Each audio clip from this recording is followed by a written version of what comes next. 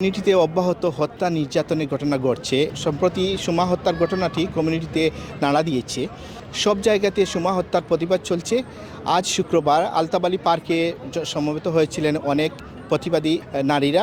তারা মূলত বিভিন্ন সংগঠন থেকে এসেছেন এবং তাদের বক্তব্যে উঠে এসেছে পারিবারিক সহিংসতা কিংবা যে কোনো সহিংসতা হতে পারে, কিন্তু সেটাকে নিয়ে ঢালাওভাবে নারীদেরকে দোষারোপ করাটা যেমন ঠিক না, তেমনি কোনো কিছু বিচারের আগে সেই বিষয়টাকে মন্তব্য করাও ঠিক না। এবং আজকের অনুষ্ঠানে উপস্থিত ছিলেন বাঙালি এমপি আফসানা বেগম।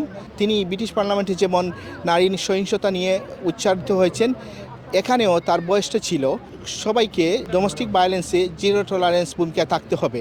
সহিংসতা থাকবে, কিন্তু সেটাকে নিয়ে আমরা প্রতিরোধ এবং প্রতিহতের জায়গায়ও কাজ করতে হবে এবং সবাইকে সচেতন হতে হবে। আমি আজকে আইছি because we know that domestic violence is a very serious issue. আমরা জানলাম যে in terms of domestic violence victims disproportionately কিন্তু ethnic minority communities victims হলে support enough ফাইরানা and disproportionately suffer hodra. Aizker message to oilos and we desperately need funding locally, nationally. We need funding for support. It's not enough amra shobro hoitam jen samne di aita support faiba amra jodi support jodi ditam pari na, amra jodi funding jodi fai na, amra specialist organization holo lagi, then victims hol suffer horba aro murder holai oibo. Kintu amra kintu it's not even been a year amra goto boshor kintu aislam amra Yasmin Begumor murder ফলে। So আমরা জানলাম যে আমরা committee মাঝে বাংলাদেশ কমিটির মাঝে আমরা দেখলাম continuously domestic violence cases, murders are taking place. We need this to stop. We need the community to come together to support one another and make sure we keep calling for funding.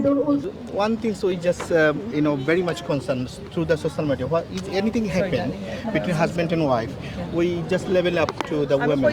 So what is your strong message to the community? Look, of course we're not saying that it's just women that are survivors of domestic abuse. Of course men suffer domestic abuse as well. Children are survivors of domestic abuse in those scenarios as well.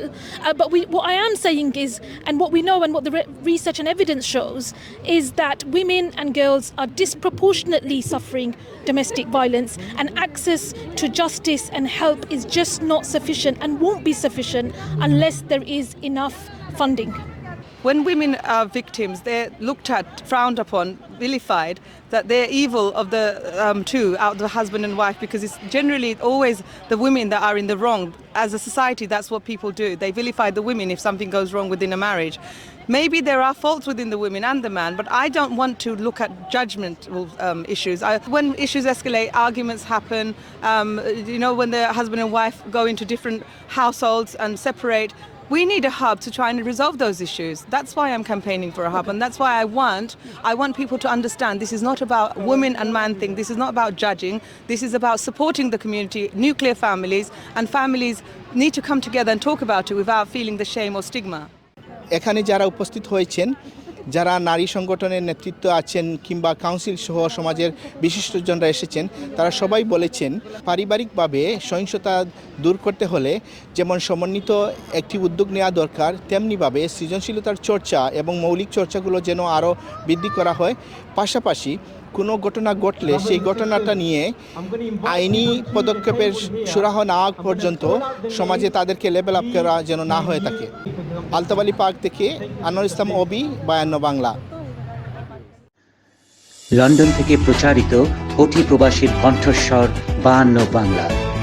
52 রক্তস্নাত প্রতিশ্রুতি আমাদের স্পন্দন, মহান মুক্তিযুদ্ধ আমাদের চেতনার উৎস। 52 Bangla TV, Bangla সংযোগ দেশে দেশে।